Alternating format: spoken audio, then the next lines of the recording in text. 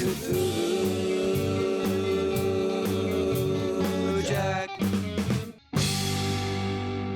Small towns and movies where the thugs were cats who rode in motorcycle packs and wreaked havoc wasn't anything new in 1985. So when this little mayhem of boredom was recommended to me by a longtime friend, I ain't gonna kill you. You're the only friend I got. I was up for the challenge.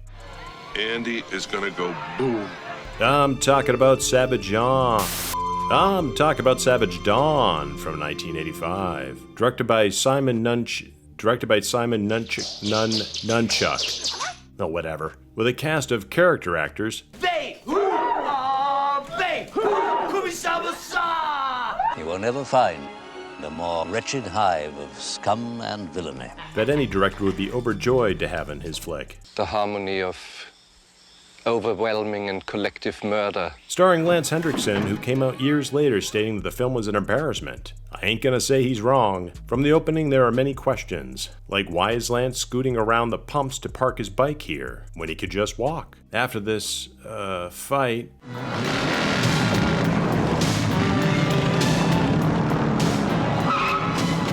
Lance drives over a meat tracks ride and is off, arriving back in town after a long disappearing act, only to be harassed by kooky deputy Joe Bob, who rolls in with his pint-sized posse and beefcakes for the added muscle. Once George Kennedy's daughter, Katie, smells what Lance is cooking, she smothers him with smooches.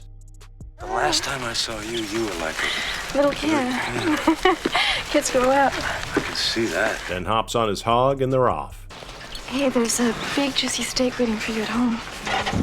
Catching up with old war pal George Kennedy, who is wheelchair bound in this. May I eat what I want because I have breath assured. Lance, of course, has many more run-ins with the savage biker gang. So what are you gonna do? Nothing.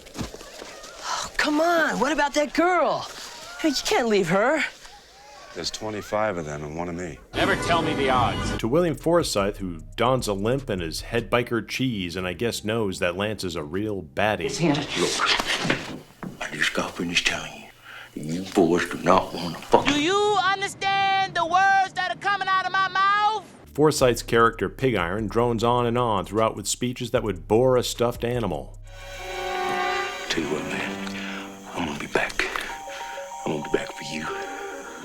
I'm gonna be back for you. With an appearance by Richard Lynch popping in as a preacher who sniffs hair. Then in the end is squished by a tank. You could easily cut him out and it wouldn't affect the film at all. Veteran actress Karen Black's uncanny performance wildly varies. Every tomcat in the county comes down here to prove he's the toughest son bitch around. Sometimes I think they just let the camera roll and didn't tell her. By the third act, and I use that term loosely, Pig Iron obtains some serious hardware to blow apart what appears on the outside to be concrete. But when you slow it down, the actual set is revealed with plywood and 2x4s splintering apart. To George Kennedy in a souped-up rig blindly shooting his homemade rocket launcher into everything except for the target in front of him.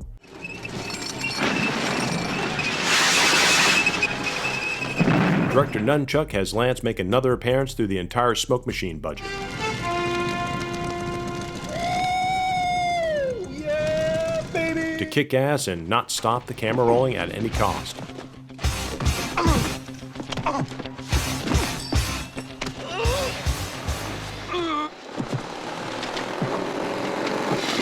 This savage biker gang is a limp chapter added to the discard pile of forgotten biker movies of the day. Hey!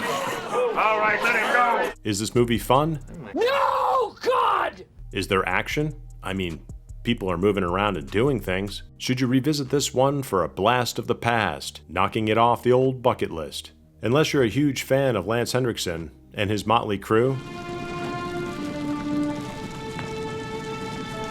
Emotional, damn it! I'd rather spend my evening with Laurence Olivier. Until next time. Don't touch me, unless you love me. So click links below to be notified. Many thanks for the support, and hail Cthulhu!